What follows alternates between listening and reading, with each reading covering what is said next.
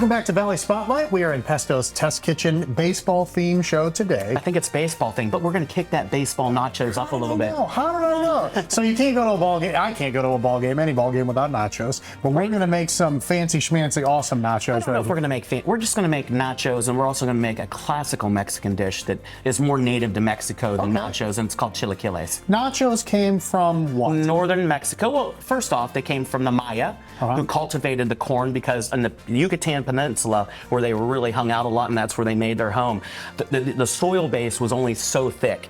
So they needed a crop that would be able to grow plants, and that crop happened to be corn. Okay. So they would take the corn, dry it in the fall, and then they would cook it back again and bring it back to life with water, and then they would grind it on lava bowls and things like that, and they would turn it into masa. And then sometimes they would add rendered pork fat and things like that, seasonings, and then they would roll it into a ball, press it into a tortilla, and then put it onto a metal or coals just to make it toasted. And that's how we get the chips. That's how we get the chips. Right. They also make flour tortillas, but I'm not like those as much for nachos as well as I do the corn tortillas. And like a lot of dishes, it kind of came by accident, and here's what we have left type of thing, right? Yeah. I mean, northern Mexico, they're native to northern Mexico around the late 1940s. And I from what I remember, what the lore is, just like everything where the martini was created, I believe it was a hotel owner that had a restaurant connected to it, and somebody came in very late at night, and all he had left was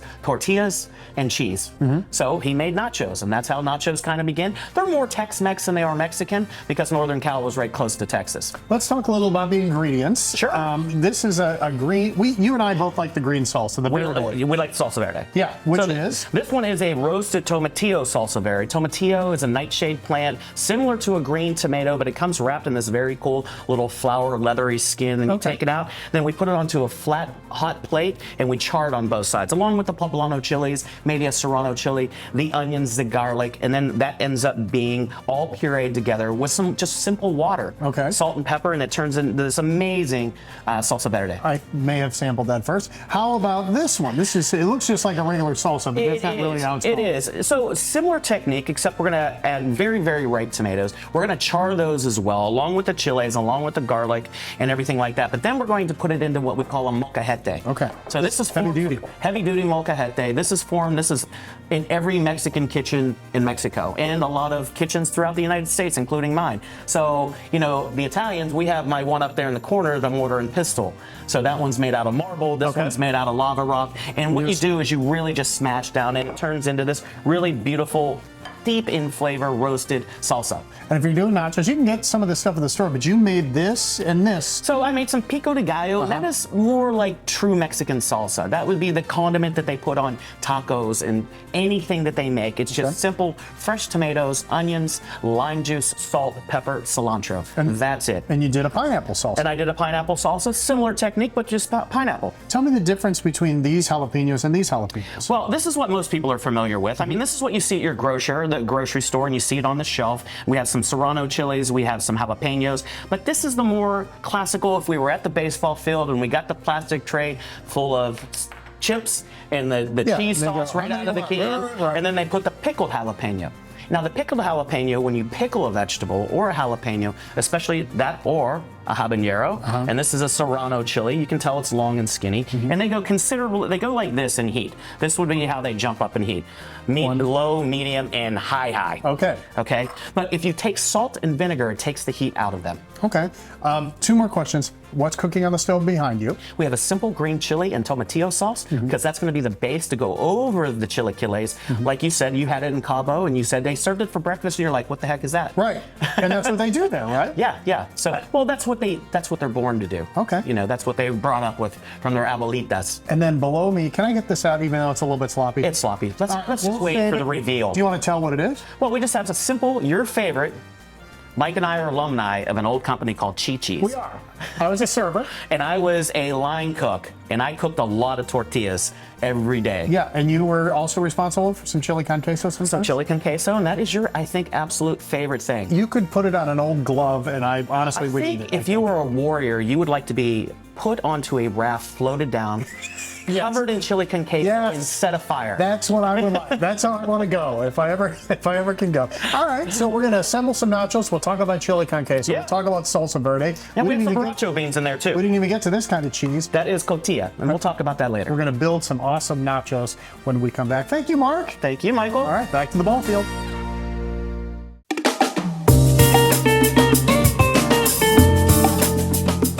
Welcome back to Valley Spotlight in the Pesto Test Kitchen. And oh man, I don't even know what to say. I'm so excited right now. If I gave you a gallon of that for your birthday.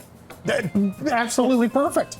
You don't have to see what size the sword I gave you. Yes. No, well, I know it's pretty close. So we're making our own nachos because our theme today is baseball. Yeah. And you and I, if you didn't see the first part of the show, used to work at Chi-Chi's. We did. Gosh, what, 20, 25, 30 years ago? 1983 I started. Man, mine was 90, 91. Oh, you're a young guy. Yeah, I was just a pup back then. But they had the best, in my opinion, the best chili con queso. They really did. They did a great job with their chili con queso. Simple recipe based off of that famous cheese that's in a brick that's soft that Grandma used to have all the time in the cupboard. So some peppers in there, and it's got the heavy cream and stuff. So we're going to build our nachos this way, but we're doing it 3 different ways. Yeah. Go ahead. Tell us about yours. I'm going to do the chilaquiles, which is more of a traditional Mexican dish, served for breakfast a lot. So I'm going to take that beautiful green chili and tomatillo salsa. And like I said, this is a warm dish, and it's going to help to soften those tortillas. You know, and a lot of times, look at how good that looks, doesn't it? Does look good. A lot of times, they take over last night's borracho beans or refried beans or whatever they have. So I'm going to put a little bit of refried beans on there. Oh my God, look at that, Michael. That's legit. That is legit. Too bad they don't have that at the ballpark. I know. You know what I mean? And then I'm going to take some pico de gallo, of course, some pico. Yeah. Some pico de gallo. Then I'm going to take some cilantro and some chives.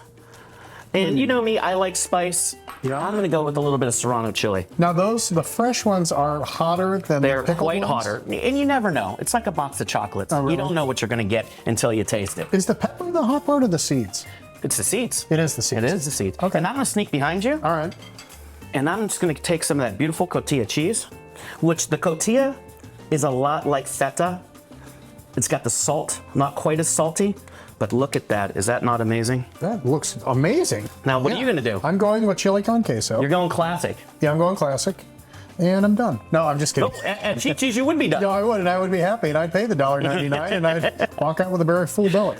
I'll work on that a little bit more later, but I also like the black beans. I'm not much for refried beans. No, you like the black beans But I like better? the black beans much better. Now, do you like a pickled jalapeno, or do you like the traditional? I would take a couple of these, not a ton. I'm not a lot of that. Okay. I do like a little crunch with it. Okay, so you're gonna put a little bit of this. So this in cabbage? Mexico, they really don't use lettuce. They use shredded cabbage. Has a lot more crunch, a lot more depth of flavor. So I like that. Now, you're going with a little pineapple. I know this doesn't really go with it, but I really like it. Okay, that's fine. I'm gonna do it, and if you're making nachos, there's no real wrong answer. There is no wrong answer. And I do like this Pico de gallo. also.